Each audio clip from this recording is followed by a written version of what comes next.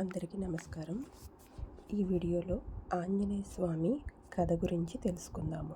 అనగా ఆయన బాల్యము, ఆయన జీవితంలో ముఖ్యమైన విషయాల గురించి తెలుసుకుందాము. ఆంజనేయ స్వామి బాల్యంలో అద్భుతాలు అనేకం జరిగాయి. ఆయన తల్లి పేరు అంజనాదేవి. వాయుదేవుని ఆశీర్వాదంతో అంజనాదేవికి హనుమంతుల వారు జన్మించారు. బాల్యంలో ఆంజనేయ స్వామి వారు చాలా చిలిపిగా ఆటలు చేసేవారు.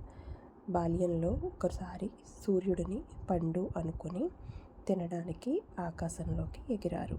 అప్పుడే ఆయన మూతి కాలిపోయింది. అందువల్లే ఆంజనేయ స్వామికి మూతి అలా ఉంటుంది. శక్తి మరిచిన కథ.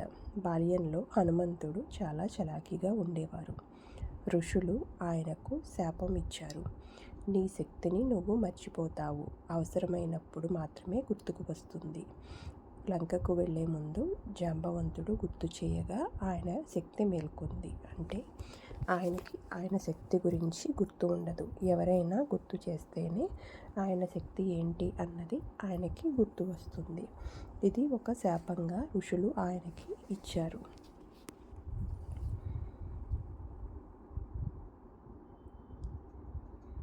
శ్రీరామ భక్తి. హనుమంతుడు శ్రీరామునికి అత్యంత ప్రియమైన భక్తుడు. రాముడిని కలిసిన తర్వాత జీవితాంతం హనుమంతుల వారు ఆయన సేవలోనే గడిపారు. లంకా దహనం సమయంలోనూ, తర్వాత శ్రీరాముల వారు తిరిగి అయోధ్యకి వచ్చినప్పుడు కూడా రాముల వారి వెంటే హనుమంతుల వారు ఉన్నారు.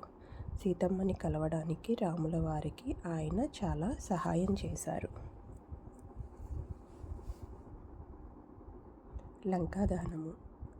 రాముల వారు సీతమ్మని వెతుక్కుంటూ లంకకి వెళ్ళినప్పుడు కూడా హనుమంతుల వారు కూడా వెళ్ళారు. రావణుడి సైన్యాన్ని జయించి లంకను అగ్నితో దహనం చేశారు. లంక మీద యుద్ధం ప్రకటించి విజయం సాధించినప్పుడు ఆ యుద్ధంలో హనుమంతుల వారు అనేక రకాలుగా శ్రీరాముల వారికి సహాయం అందించారు. ఆయన భక్తిని చూపించారు. అందుకే రాముల వారు ఆంజనేయ స్వామిని ప్రియమైన భక్తులుగా చెబుతారు. సంజీవని పర్వతం. లంకా దహనానికి ముందు శ్రీరాముల వారికి రావణుల వారికి యుద్ధం జరుగుతున్నప్పుడు లక్ష్మణుడు గాయపడతారు. అప్పుడు లక్ష్మణుడు గాయపడినప్పుడు సంజీవని ఔషధం కోసం పర్వతాన్ని మొత్తం ఎత్తుకుని వస్తారు. అంటే ఆయనకి ఆ ఔషధం ఎక్కడ ఉన్నది అనేది తెలియదు. కాబట్టి పర్వతాన్ని మొత్తం ఎత్తుకుని వస్తారు. అంటే అక్కడ ఆయన బలం ఏమిటి అన్నది మనకు కనపడుతుంది. హనుమంతుల వారు ఆయన హృదయంలో శ్రీరాముణ్ణి ఉంచుకున్నారు. ఒకసారి హనుమంతుడు తన చాల్తి చీల్చి చూపించారు. అందులో శ్రీరాముడు, సీతమ్మ ఉన్నారు. ఇది ఆయన భక్తికి గుర్తు. అంటే ఒకరిని భక్తితో పూజించినప్పుడు వారి మీద ఎంత భక్తి, గౌరవం ఉంటాయి అని చూపించడానికి హనుమంతుల వారు ఒక ఉదాహరణ.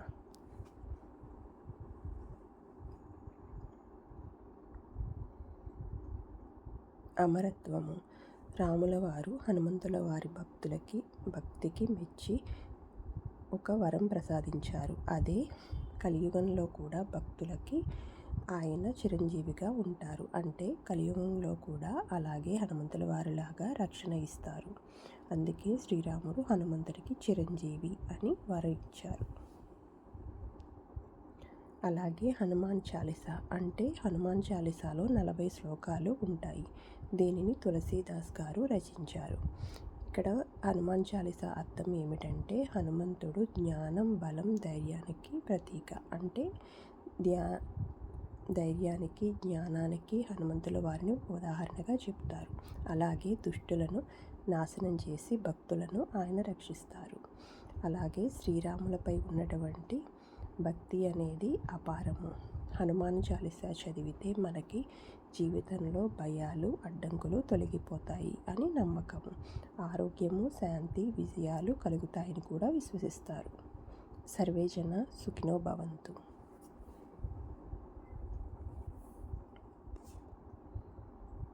Thank you so much for watching. Please subscribe my channel. Thank you.